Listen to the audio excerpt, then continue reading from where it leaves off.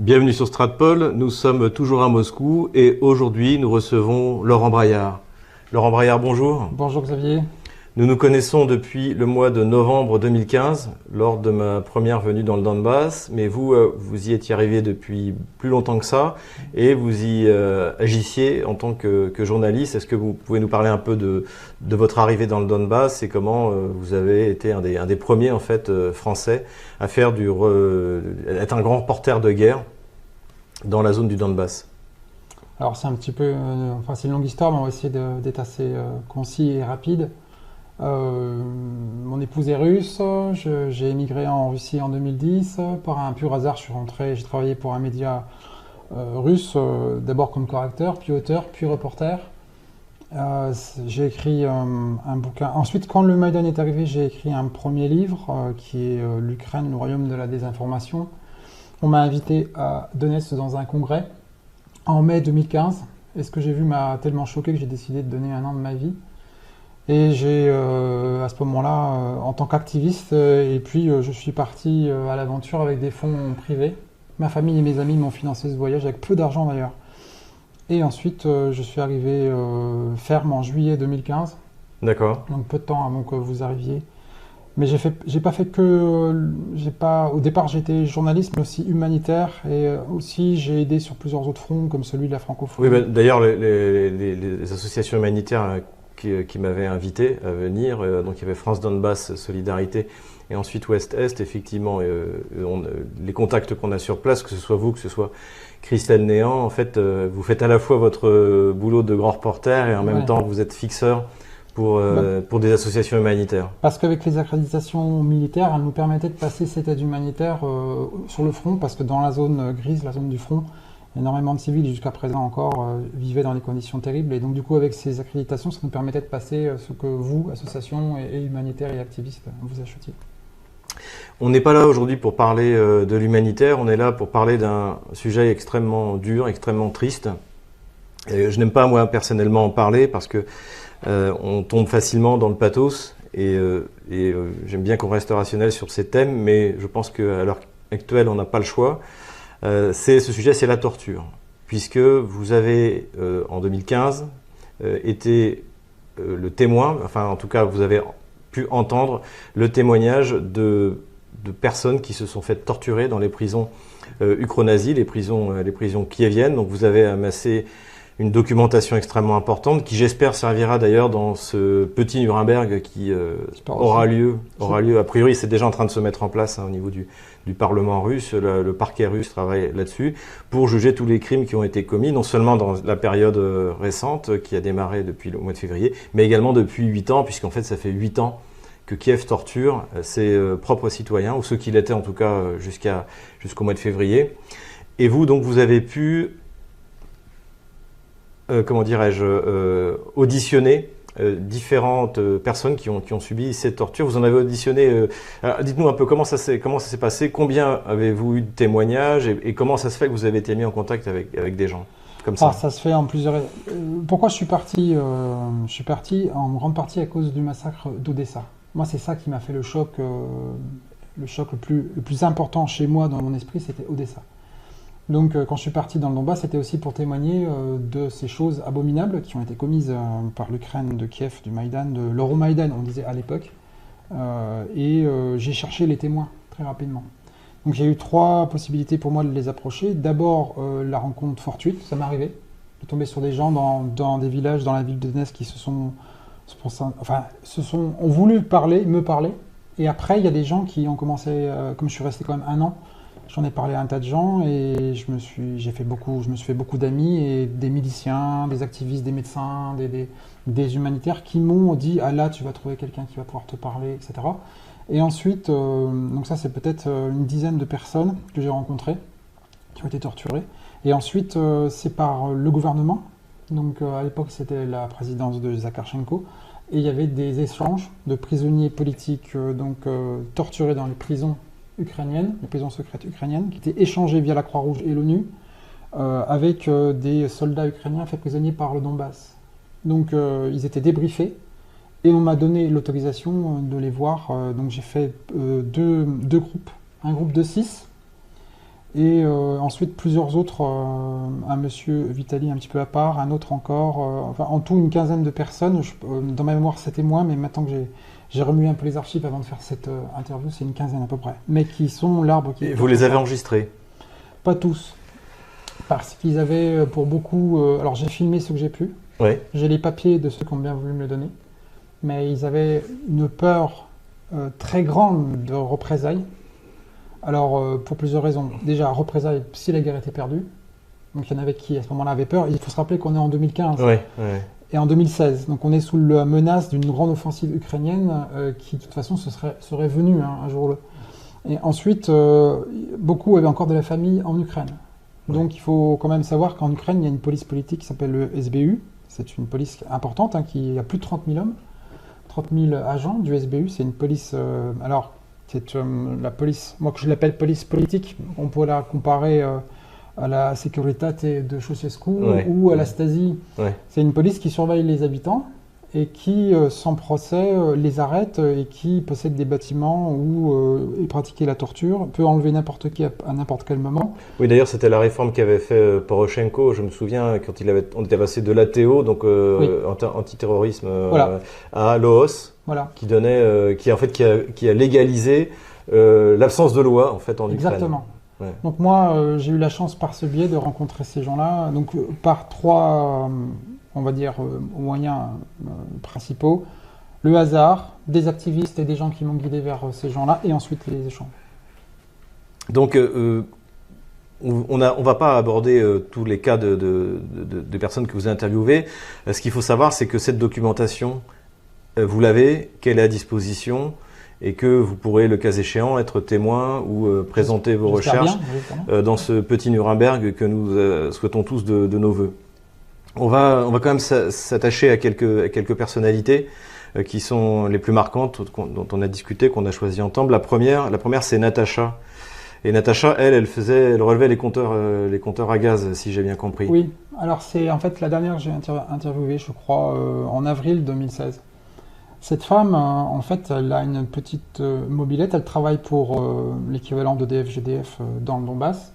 Et il faut savoir que le front du Donbass n'a jamais été complètement étanche. Il y a toujours eu des civils qui sont passés par des zones vertes et il y a toujours évidemment une vie entre l'Ukraine et le Donbass, même en guerre.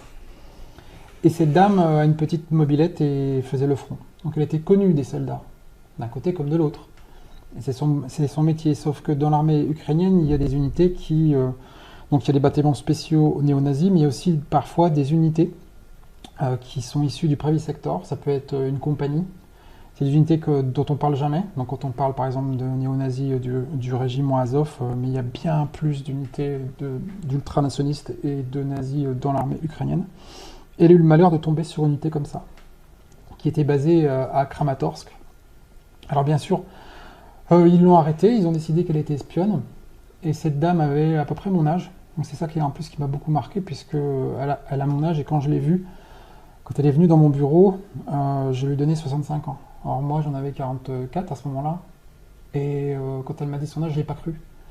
Parce qu'elle a passé, alors c'est celle qui a passé le moins de jours dans la prison en question. C'est une prison secrète qui se retrouvait à Kramatorsk, un état-major du Pravi Sector. Donc pour nos auditeurs, Kramatorsk, c'est au moment où on tourne cette vidéo, c'est là que va se dérouler la grande offensive de l'armée russe justement pour libérer Kramatorsk et Slaviansk. C'est une des dernières grandes villes tenues. 150 000 habitants. Voilà. Donc elle a été emmenée c'était une usine qui a été transformée en prison. Ils ont décidé qu'elle était espionne, elle a été donc torturée. Alors torturée, on parle ici de tortures qui sont égales à celles que la Gestapo a infligées aux résistants français ou à d'autres dans l'Europe de la Seconde Guerre mondiale. Donc ils lui ont arraché les ongles, cassé les dents, et battu, et ils lui ont aussi injecté des produits dans le corps. Jusqu'à présent, elle ne savait pas trop quoi, mais elle a passé 20 jours non nourrie, battue. Ensuite, elle a été trimballée dans cette prison avec d'autres personnes. Dans cette prison, c'est le témoignage le plus dur que j'ai entendu, enfin, déjà parce que c'était une femme. Et puis que ça pouvait être ma femme, elle avait à peu près mon âge. Et elle, ce qu'elle a vu, donc non seulement elle m'a raconté pendant 3 heures les tortures qu'elle a subies, Mais en plus, dans cette prison, elle a vu ce qu'il y avait autour. Donc, elle a parlé d'une sniper du Donbass qui était allongée sur un lit, attachée et qui servait d'objet sexuel à toute la compagnie.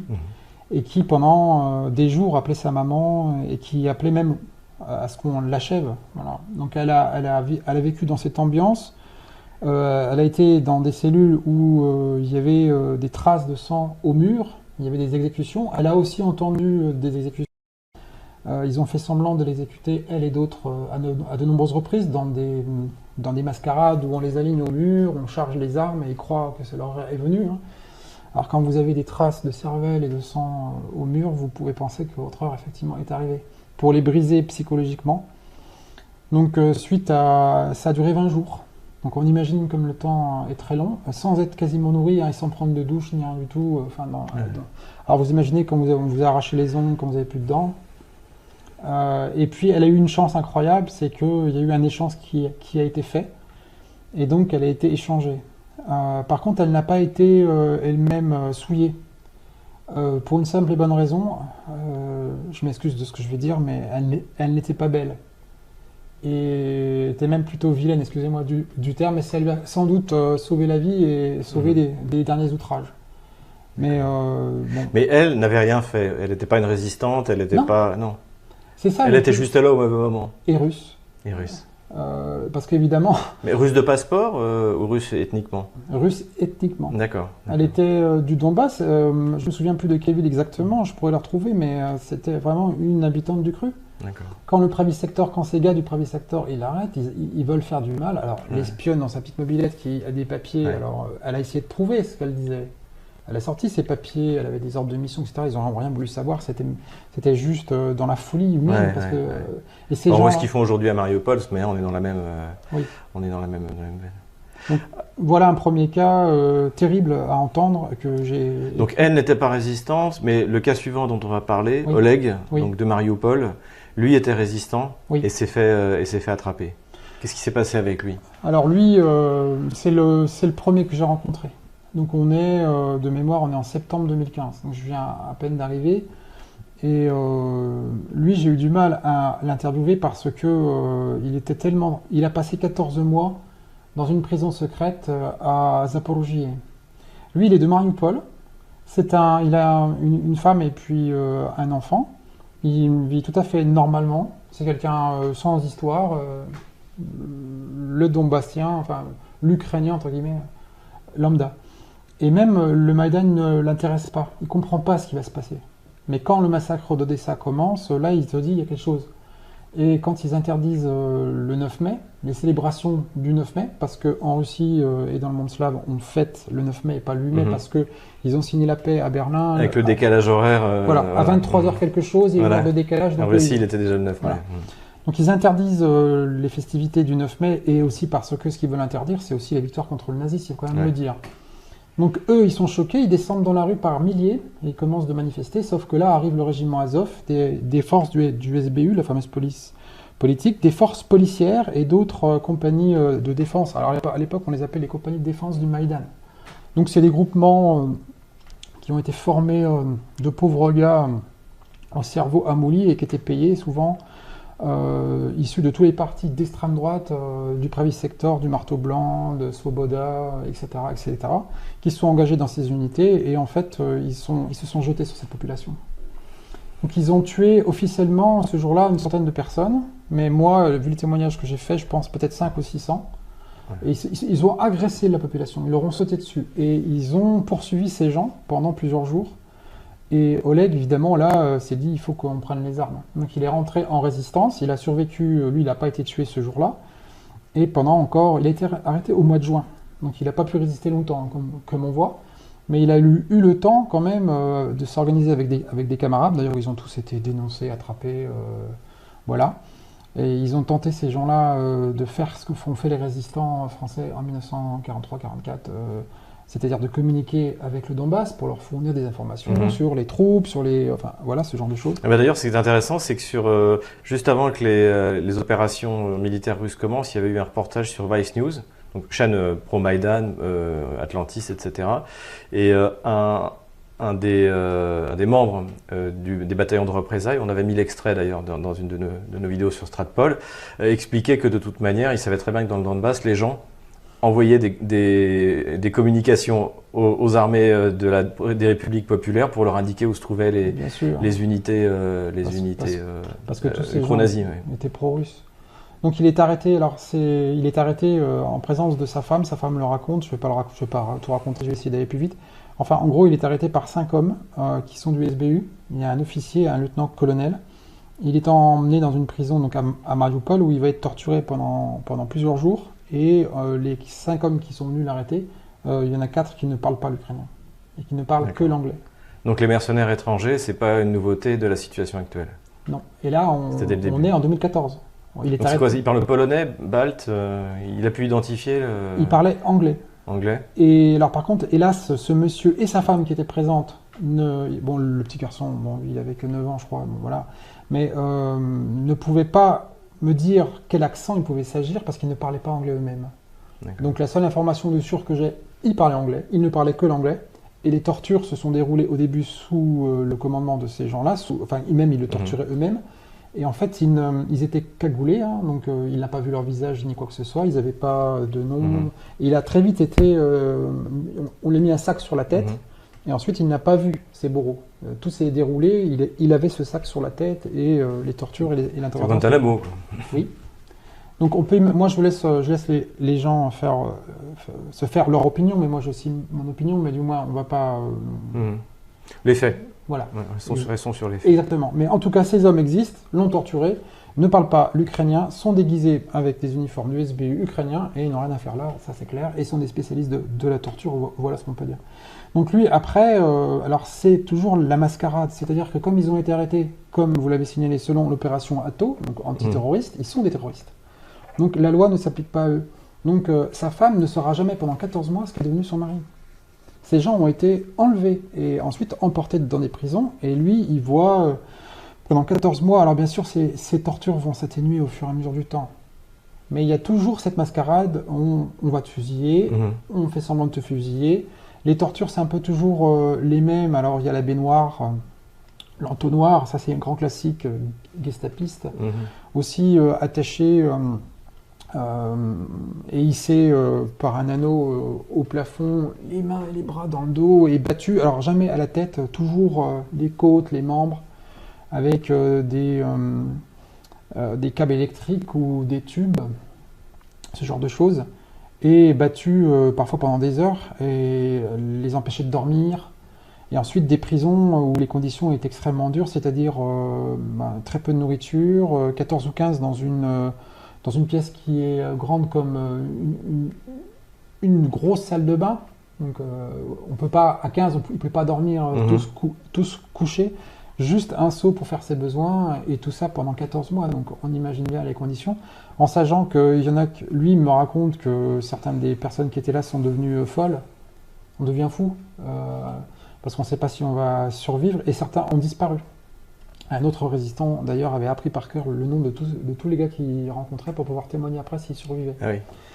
D'ailleurs, j'ai une liste à la maison. Lui, il m'en a écrit 30 de mémoire. 30 ou 35, je ne m'en rappelle plus. Donc voilà, lui, finalement, sera échangé. Et quand je le vois, je suis obligé de le filmer. Alors, ils ont une frayeur totale de la caméra. Il a trop peur d'être pris. Donc, je suis allé 3-4 fois. Il tremblait comme une feuille. C'est sa femme qui finissait au début les phrases. Donc la première fois que je l'ai rencontré, il revivait ses tortures complètement. Il ne pouvait plus. Il se retrouvait dans sa prison et dans ses tortures. Donc 2 ou 3 fois, je suis retourné. Et sa femme, d'ailleurs, je me souviens, m'engueulait en me disant « Mais arrêtez, vous ne vous rendez pas compte de ce que vous lui demandez. Parce que moi, j'essayais d'avoir des détails les plus précis possibles.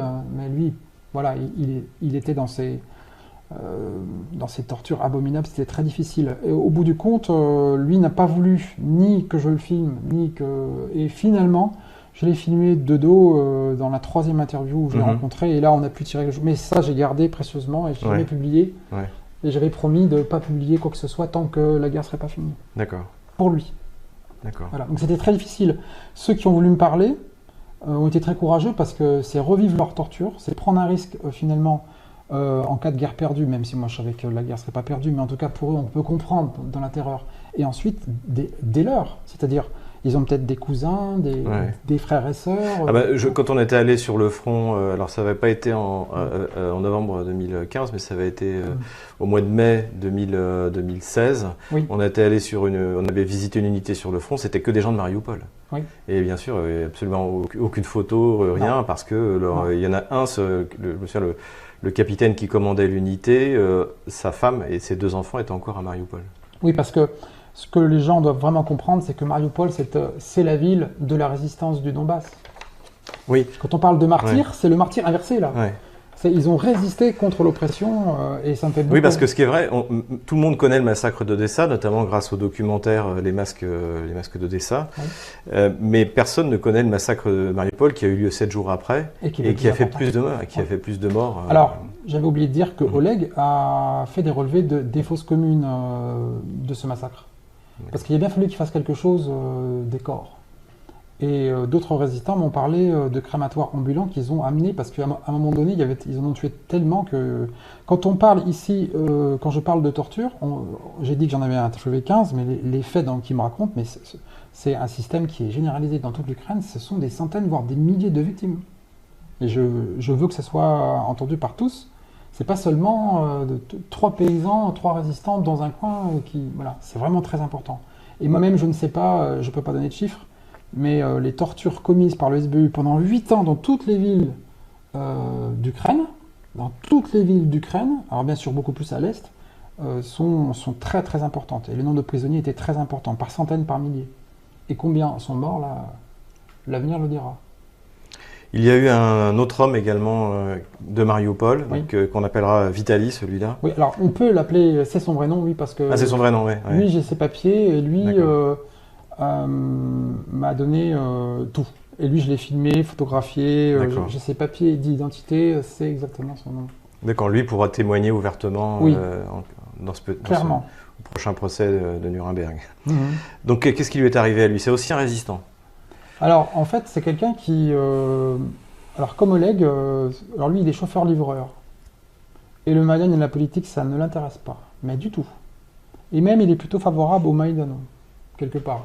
Oui, ça j'en ai rencontré. À l'origine, les gens comprenaient bien que l'Ukraine était dans une impasse politique. Ce qu'ils veulent, c'est que la corruption s'arrête, que ces politiciens corrompus, quels qu'ils soient, payent. Oui, surtout que l'Est de l'Ukraine qui avait voté pour Yanukovych a été extrêmement déçu. Yanukovych leur avait promis l'officialisation de la langue russe et l'entrée dans l'union douanière russe. Et finalement, une fois au pouvoir, il a fait ni l'un ni l'autre et il a lancé l'accord d'association qui lui a coûté Maïdan et donc sa place. Donc ça faut aussi que nos auditeurs le comprennent, c'est que Yanukovych est haï par la population du Donbass. Je n'ai rencontré personne qui ne lui souhaite pas les pires choses. Oui, parce que c'est de lui. Ça vient de lui, oui, c'est ça. Donc c'est vraiment... voilà. Donc voilà, effectivement. Donc, lui n'est pas hostile au Maïdan, mais il en voit les conséquences, c'est ça? Et en fait, il va commencer à résister seulement le jour du massacre. C'est-à-dire que quand comme Oleg, il y a cette manifestation où on va interdire de se réunir. Alors c'est pas au départ c'était une manifestation patriotique où on vient célébrer la victoire contre l'Allemagne nazie. Hein. Oui. Donc qu'elle soit interdite, déjà, ça dit déjà tout, de la part de l'Ukraine. Dès le début, en plus. On est au mois de mai. Hein. Maïdan se termine le 21 février et on est 3 mois après. Et d'ailleurs, le massacre d'Odessa, ça, il faut le faire remarquer, a lieu le 2 mai, parce qu'il y a le 1er mai avant. Le 1er mai, c'est une fête patriotique, également soviétique, mais aussi internationale en France, c'est important. Et c'est pour ça qu'il y avait des manifestants qui se réunissaient pour dire, à l'occasion du 1er mai, on se rassemble et on manifeste contre le Maïdan. Mais bon, voilà, c'était la parenthèse. Mais lui, voit le massacre. Donc, il descend dans la rue et en fait, il ne se doute pas de ce qui va se passer. Et là, il voit, d'ailleurs, il le dit, il voit des hommes tomber. Et il voit le massacre commencer et il entend les coups de feu. Puis alors là, il se dit, mais c'est bon, ils nous tuent maintenant, il faut résister. Et donc, il va, pendant plusieurs mois, du coup, il va tout de suite rentrer en contact avec ceux de Donetsk. Il va faire partie d'un groupe qui va être complètement détruit au bout d'un moment, d'espionnage. Alors, il a plusieurs tâches. C'est d'abord les armements, les unités, les hommes, les positions d'artillerie. D'ailleurs, il m'a montré. Il m'avait même montré, j'ai une photo, on est allé sur Google Earth, il m'a montré, j'ai fait des captures d'écran. Il y avait le QG secret souterrain des forces de la garnison de Mariupol. Et ensuite, il a aussi identifié les prisons secrètes, là où on torturait les gens.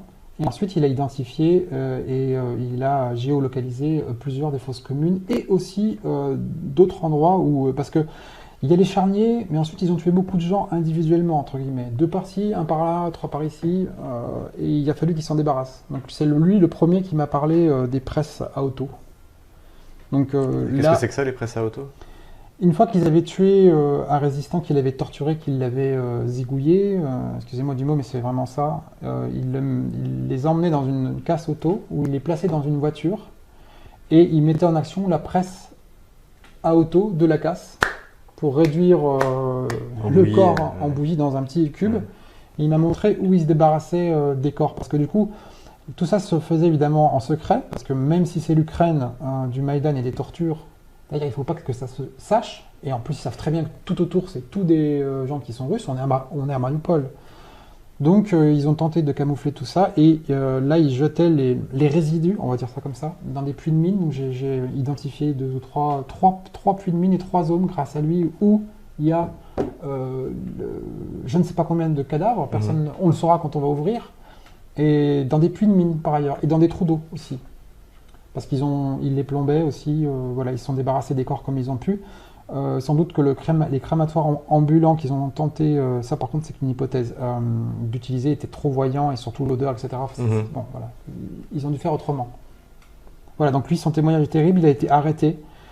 Et Oleg et Vitali ont été échangés? Les deux. Les deux, d'accord. Alors, Vitali, lui, va être envoyé, alors lui va être torturé, et il va finalement finir par avouer. Mais avouer n'importe quoi. Ouais. Donc il raconte que lui, il avait tellement fracassé les mains qu'il lui scotche le stylo parce qu'il ne peut plus utiliser ses mains tellement. Ils lui ont, comment dire, Briser les os. tous ses membres étaient, il ne pouvait plus marcher, et ses bras étaient inutilisables, et ses doigts aussi. Donc il lui avait scotché le stylo pour qu'il puisse signer sa déclaration comme quoi il avait fait ci, ça et ça. Il voulait des noms, il voulait des caches d'armes, et ils avaient même sorti des trucs qu'il n'avait jamais fait. Et donc lui, combien de temps passera-t-il en prison? Alors, je me souviens plus, dans ma mémoire, c'est plus d'1 an. Et il est arrêté, il me semble, en juillet 2014. Parce que lui, en fait, son groupe est détruit, il réussit à s'enfuir, il retourne à Donetsk, et il a le courage de revenir. Et là, par contre, il va tomber. Et lui, il est envoyé à Kharkov. Alors, il passe en jugement, mais c'est un jugement qui est totalement, comment dire, illégal déjà parce que... Mais avant ou après l'être torturé? Après avoir été torturé. Ah oui. Donc les preuves obtenues sous la torture ont été validées par le tribunal. Ah oui, non, mais on est en plein... Voilà, on est au XVe siècle. Donc, voilà. Oui, on est au XVe siècle, la torture vaut preuve. Voilà, il a parlé, tout est bon. Et c'est un procès où, si vous voulez, il vient de sortir de sa prison. Donc il est dans l'état que je vous dis. Bon, ils l'ont un peu remis d'aplomb, il y a un juge. D'ailleurs, j'ai le papier du jugement, donc le juge pourra aussi être jugé. Ouais. Parce que j'ai le papier, ils lui ont donné le papier. D'accord. Ce qui est marrant d'ailleurs, parce que, tant mieux pour nous, parce que du coup... Ouais, très bien. Et il y a les noms du procureur et tout ça, qui ont validé tout ça. Donc c'est plus ou moins illégal, il le passe en jugement, il y a un avocat qui a commis d'office, mais je vous raconte pas, enfin bon, bref. Voilà, et il est condamné à je sais plus combien d'années de prison, enfin énormément. Et ensuite, finalement, ils lui ont, alors là c'est horrible, ils lui ont fait croire qu'ils allaient le libérer. Alors ils le préparent, il y a une sorte de levée d'écrou, ils le descendent dans la rue, et là il y a des gars du SBU qui le retombent dessus, et ils l'ont retorturé pendant encore plusieurs jours. Donc il se croit libre, il est genre avec sa petite valise, enfin son petit bagage, et puis hop, il lui saute dessus et retorture, et ça dure encore 3-4 jours. Et après, ils ont, comme il voulait toujours pas parler, ils ont menacé sa femme et sa fille. Et là, il a parlé. Bon. Parce qu'ils étaient à Mariupol. Ouais. Donc après, ils l'ont emmené à Kharkov, en lui disant d'abord qu'il y avait un échange qui était prévu avec la DNR, donc la République de Donetsk. Et puis, bon, bien sûr, c'était un mensonge. Et ensuite, ils ont dit... ils voulaient échanger, je ne sais plus combien ils étaient, 10 ou 20 ou 30. Et ils voulaient 3 ou 4 fois plus de prisonniers ukrainiens. Bon, bien sûr, j'imagine qu'à Donetsk, on a dit non, mais il faut être raisonnable, un pour un. Mais surtout que moi, je me souviens, j'avais parlé avec Bassourin, donc le porte-parole du ministère de la Défense, quand j'étais à Donetsk. Il m'avait dit que, en plus, les ukro-nazis commençaient à arrêter n'importe qui pour pouvoir les échanger contre des prisonniers. Exactement. Donc, en fait, ils ne pouvaient pas accepter, sinon ça n'allait qu'encourager les ukro-nazis à continuer à enlever n'importe qui. Et comme toute la population russe autour, ils pouvaient comme la brave Natacha dont on parlait au début. Ouais. Et du coup, lui a été enfermé dans cette mascarade. On les a rebattus parce qu'on leur a dit c'est de la faute des vôtres si vous n'êtes pas libérés, qu'il y a nos camarades qui sont emprisonnés encore dans les geôles du Donbass. Envoyé à Kharkov. Et là, il est resté à peu près 1 an. Et dans des conditions assez terribles, il m'a fait, lui, le plan de la prison. Parce qu'il avait une mémoire incroyable, lui. Et lui, il faut se rappeler quand même qu'il était chauffeur-livreur. Mais il avait une... Et ce qui était incroyable, c'est que lui, c'est celui qui avait le mieux résisté aux tortures. Il y avait une motivation, une force chez lui qui était incroyable. Un gaillard, vraiment. Parce que raconter ce qu'il a subi, lui, par contre, par exemple, avait subi la torture de l'entonnoir. C'est-à-dire, on enfonçait un entonnoir dans la gueule et puis on versait des litres et des litres et des litres d'eau jusqu'à qu'ils n'en puissent plus. Ça, c'est terrible à vivre. Et donc, au bout d'un moment, c'est lui qui apprend par cœur les listes, les compagnons qui sont autour de lui. Il est dans les mêmes conditions que Oleg. C'est une prison secrète, donc c'est une prison du SBU qui n'est pas officielle. Il m'a raconté que la Croix-Rouge avait visité cette prison quelques temps avant qu'il arrive, et qu'ils avaient, les Ukrainiens, viré tous les politiques, les prisonniers politiques, enfermés dans la cave, et qu'ils avaient fait visiter la prison à ces gens de la Croix-Rouge pour se dire, vous voyez, tout est bien. Qui n'ont pas été très curieux finalement. Non, pas très.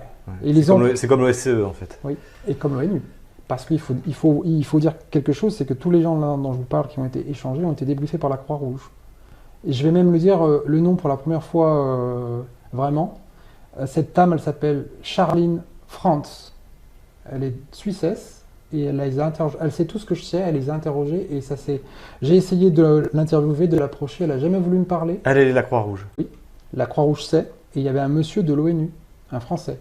J'ai sa carte de visite quelque part, lui je ne vais pas dire son nom par charité, on va dire. Pourquoi ? Mais j'ai donné cette affaire à un groupe d'Italiens et qui se sont chargés... Qui travaillent là-dessus, d'accord. Bon, et pour moi c'était le truc le plus difficile à vivre. Entendre que je ne suis pas le premier européen. Un autre Français, une Suissesse, la Croix-Rouge sait et ne fait rien. Donc ça, c'était le pire à entendre. Parce qu'ils ont, eux, ils n'ont pas entendu 15 prisonniers comme moi, parce qu'ils en ont échangé beaucoup plus. Moi, j'en ai approché qu'une quinzaine, mais eux, ils en ont approché plusieurs centaines. Alors, je ne vous raconte pas ce que ça...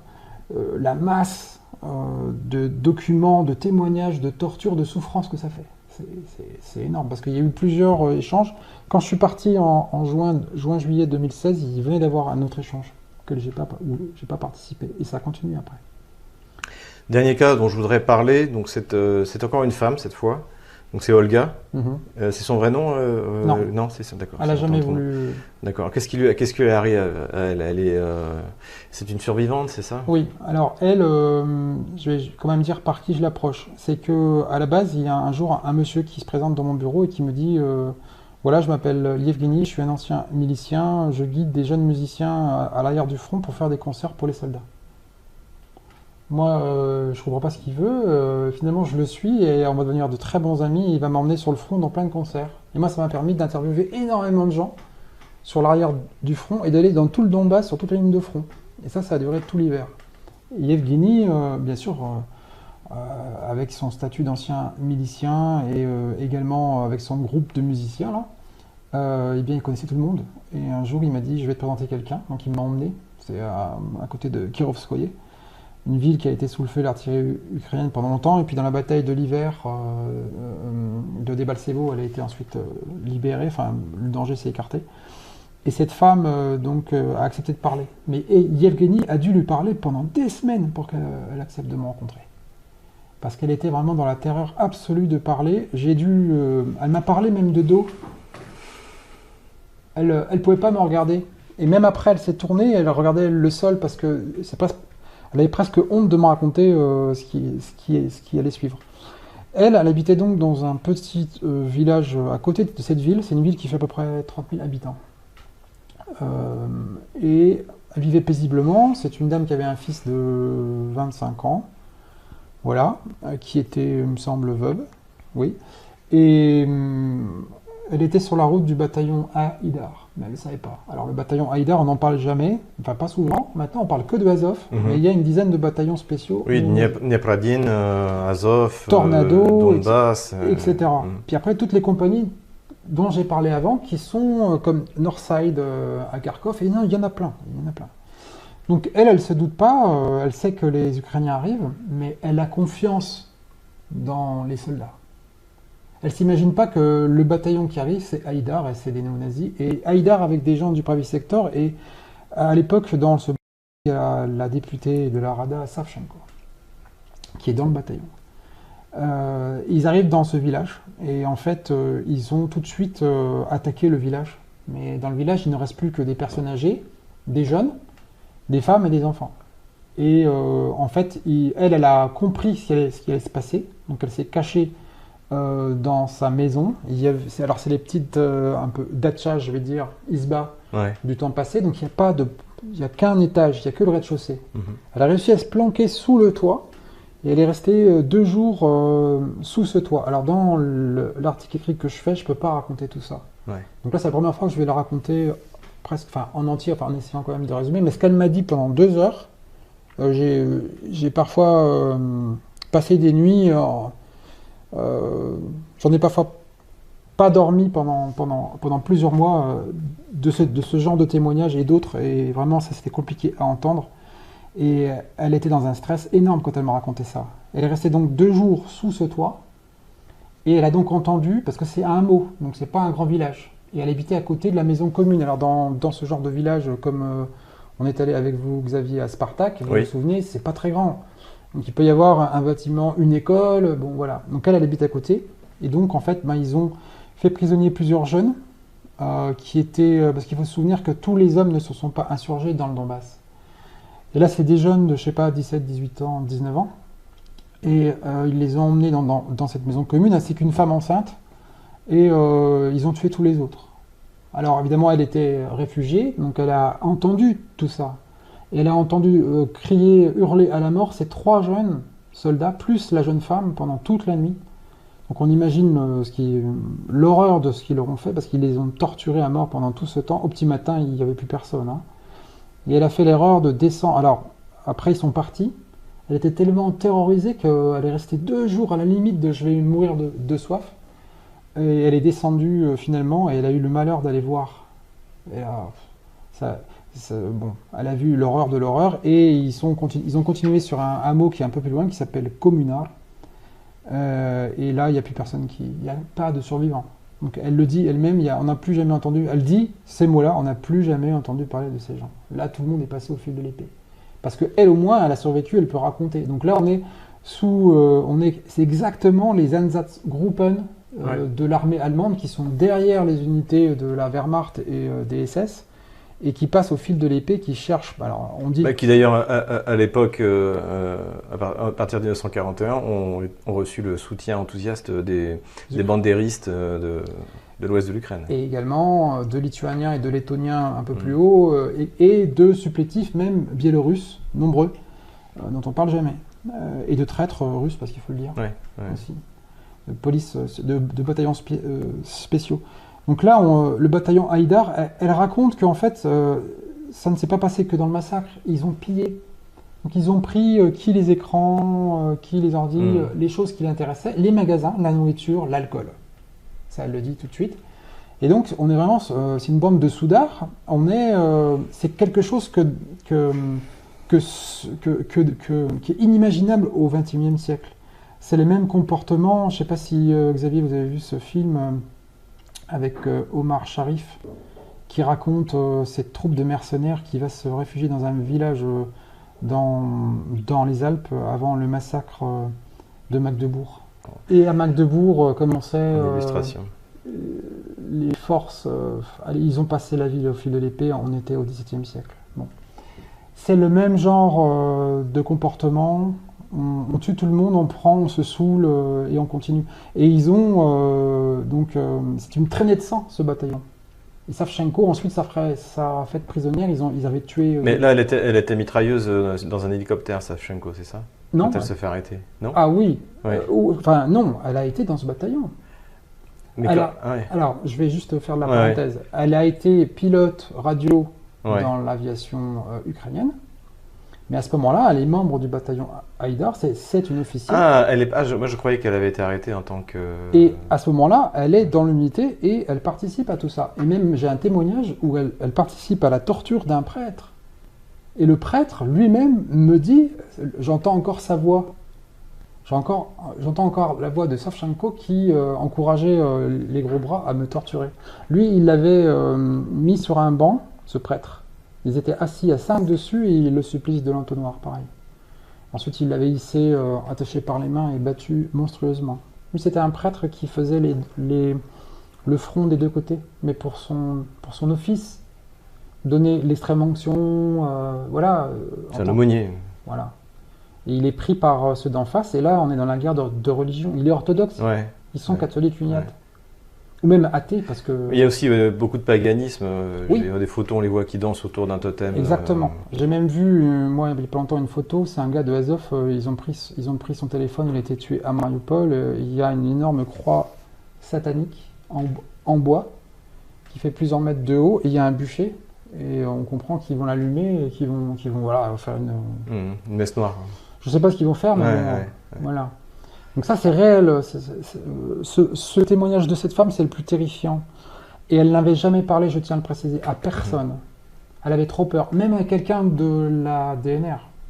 Parce que, et la souffrance était plus grande, c'est que son fils de 25 ans, il y est resté, lui, dans l'insurrection. Il a été tué. Donc elle s'est retrouvée toute seule. Elle n'avait plus rien, il n'y avait plus aucun de soutien. Et c'est une des rares femmes à qui j'ai donné de l'argent dans le Donbass. Je donnais quasiment jamais d'argent, sauf comme des cas comme ça. J'avais un peu d'argent, je lui ai donné 5000 roubles. Ça faisait l'équivalent d'un salaire d'une prof d'université.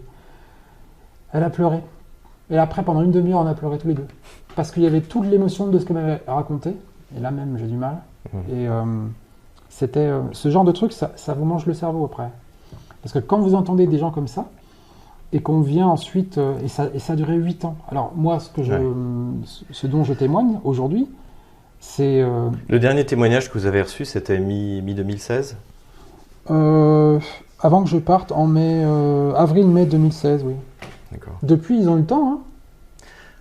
Je pense que... on sait qu'il y a des choses qu'ils veulent cacher, récupérer à Mariupol, dans le Donbass ou ailleurs, et à la lumière de ce que vous venez de nous dire, on en a une petite idée. On va arrêter là pour ces témoignages. Donc merci en tout cas à Laurent Braillard. Je sais que ça a été pénible pour vous. Je l'ai vu à l'époque où on s'est rencontrés, que c'est quelque chose qui vous tourmentait. Et effectivement, on ne sait pas encore exactement ce qu'on va retrouver à Mariupol, avec toutes ces tentatives d'évasion qui ont échoué. On ne sait pas ce qu'on va retrouver à Slaviansk ou à Kramatorsk quand ces villes auront été libérées. Mais ce que vous nous dites, en fait, nous laisse imaginer. Et l'important, encore une fois, c'est la justice. Alors, il y a forcément la justice divine. Tous les gens qui ont fait ça sont punis, mais il y a aussi la justice humaine qui est importante, et notamment pour les victimes. Et puis, tôt ou tard, pour montrer à la face du monde contre quoi se bat l'armée russe et les armées des républiques populaires de Donetsk et de Lugansk. Et donc, nous appelons de nos voeux ce tribunal qui va se mettre en place, qui est en train de se mettre en place. Le projet de loi est en discussion à la Douma, d'après ce que j'ai vu. Le parquet russe travaille. Lorsque j'ai rencontré Mme Nikonorova, donc ministre des Affaires étrangères de la République populaire de Donetsk, elle m'a montré les dossiers qui sont en préparation, qui seront utilisés. Et justice sera faite. Justice sera faite, il faut y croire. Et vous serez prêt à témoigner? Oui, en plus, j'étais allé pour ça, moi. Si j'ai fait ça, c'est pas parce que ça me faisait plaisir de le faire, mais parce que c'était mon devoir en tant que chrétien, père de famille, français, homme, ami de la Russie, ami du genre humain. Et il était évident que je fasse ce travail pour qu'un jour ça soit utilisé contre les criminels. Et parmi tous les gens que vous avez interviewés, vous pensez que certains auront le courage de venir témoigner malgré la souffrance que ça leur causera? Alors, quand la victoire sera acquise, oui. Oui. Donc il faut d'abord gagner la guerre. Oui. Mais elle sera gagnée. Elle sera gagnée. Merci Laurent. Merci à vous. Voilà. N'hésitez pas à faire un commentaire. Évidemment, cette vidéo sera sur les plateformes alternatives car elles ne dureraient pas 5 minutes sur YouTube. En tout cas, n'hésitez pas donc à vous abonner, il faut absolument vous abonner, vous n'êtes pas assez abonné à Rumble ou à Odyssey. Inscrivez-vous à notre Twitter tant qu'il existe. Inscrivez-vous aussi sur la chaîne YouTube, je mets des bandes annonces désormais de toutes ces vidéos. Et puis n'hésitez pas à faire un don pour que nous puissions continuer notre travail. Et je vous dis à bientôt.